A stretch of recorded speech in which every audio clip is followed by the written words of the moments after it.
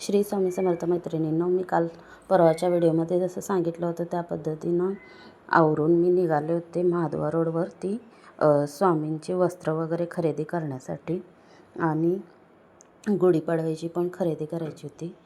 आणि मुलगीसाठी मी एक कोल्हापुरी साज घ्यायचा होता. गुढीपाडव्या दिवशी घालायला मुलगी येणार होती ना, गुढीपाडव्याची सुट्टी आहे म्हणून सगळीच खरेदी होईल म्हणून निघालो. आणि माझा हा रोजचा यायचा रस्ता आहे. हा रंकाळ्यावरूनच आम्हाला मंदिरात जायला लागतं. त्यामुळं रोज वरून जाताना पाणीपुरी वगैरे मी खातच असते. पण काल मी काहीही खाल्लेलं नाही आहे, कारण बाहेरचं खाल्ल्यानंतर माझं पोटच व्यवस्थित राहत नाही आहे, बिघडतं. त्यामुळे मी आता काय खाल्लेलं नाही बाहेरचं. आणि इकडून आम्ही रंकाळ्यावरून डायरेक्ट बाबूजी माल रोडला आलो. आणि तिकडं मला वस्त्र खरेदी करण्यासाठी एकच माझं कायमचं दुकान आहे. तुम्हाला मी दाखवते. बरोबर महाद्वार रोडवरती हिंदुस्तान बेकरी जी आहे, हिंदुस्तान बेकरीच्या बाहेरच्या साईडला हे सगळे पीस वगैरे ब्लाऊजचे मिळत असतात किंवा मोठे कट पीस पण मिळत असतात. तुम्हाला जेवढं पाहिजे तेवढे पीस ते कट करून देत असतात.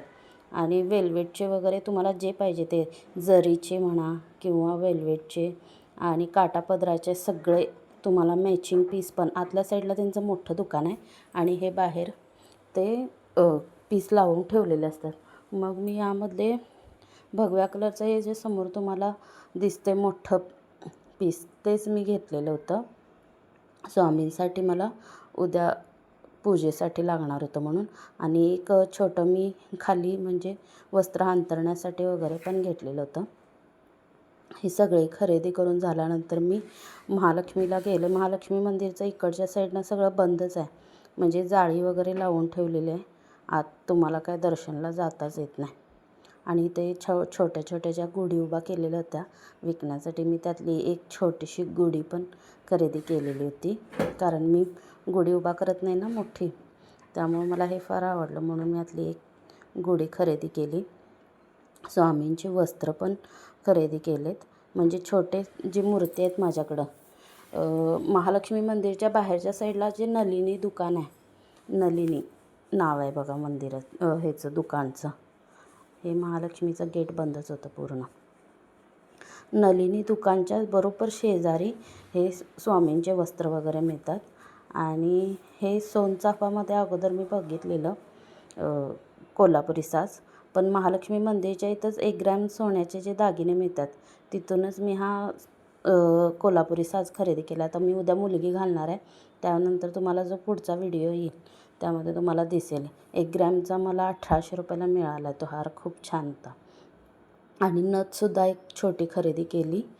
तिला वेल वगैरे काय काय हवं होतं ते सगळं साहित्य, कारण ती आता गुढीपाडव्या दिवशी साडी नेसणार असते. इकडं आले की तिचं चालू असते काहीतरी. त्यामुळं सगळी खरेदी करून मी पुन्हा घरी जायला निघालो. आणि पाऊस एकदम अचानक सगळं ढग काळवंडून आलं. आणि जायच्या बरोबर घरी जायच्या वेळी पाऊस हळूहळू छोटा छोटा पाऊस येत होता. आम्ही घरी पोचायच्या आधी रंकाळ्यावर पुन्हा जाताना खायला मुलग्याला घेऊन जायचं म्हणून थांबलेलो. आणि पाऊस बघा, हे ढग केवढे काळे झालेले. म्हटलं पाऊस पडण्याच्या आधी लवकर घरी जाऊया. आणि घरी आलो.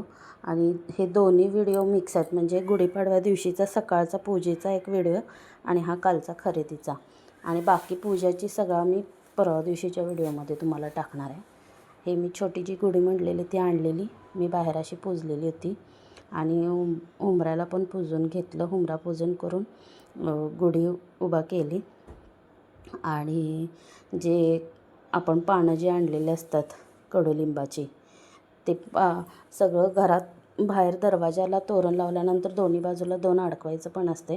गुढीला पण थोडं लावायचं. आणि आपण चटणी पण करून ठेवतो माहिती आहे ना कडुलिंबाची, पण तसं न करता मी पानं अशीच डायरेक्ट त्यांना पण खायला दिलं, त्यांनी मलासुद्धा खायला दिलं. आणि गुढीपाडव्याची सुरुवात झाली. आणि बाकीचा व्हिडिओ तुम्हाला म्हणजे गुढीपाडव्या दिवशी जे मी काय केलं आहे ते तुम्हाला उद्याच्या व्हिडिओमध्ये दिसेल. म्हणजे गुढीसाठी नैवेद्य वगैरे काय केला, देवपूजा वगैरे, आणि मुलगीचे जे साडी नेसल्यानंतर तो हार पण तुम्हाला दाखवायचा व्यवस्थित.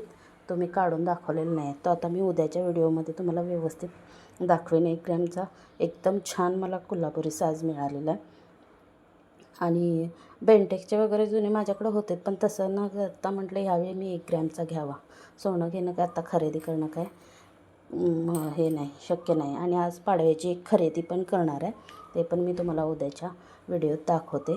त्यांनी मला कडुलिंबाचा पाला चालला आणि मी पण त्यांना कडुलिंबाचा पाला दिला आणि गुढीपाडव्याची सुरुवात झाली. तुम्हाला पण गुढीपाडव्याच्या खूप खूप शुभेच्छा. श्री स्वामी समर्थ.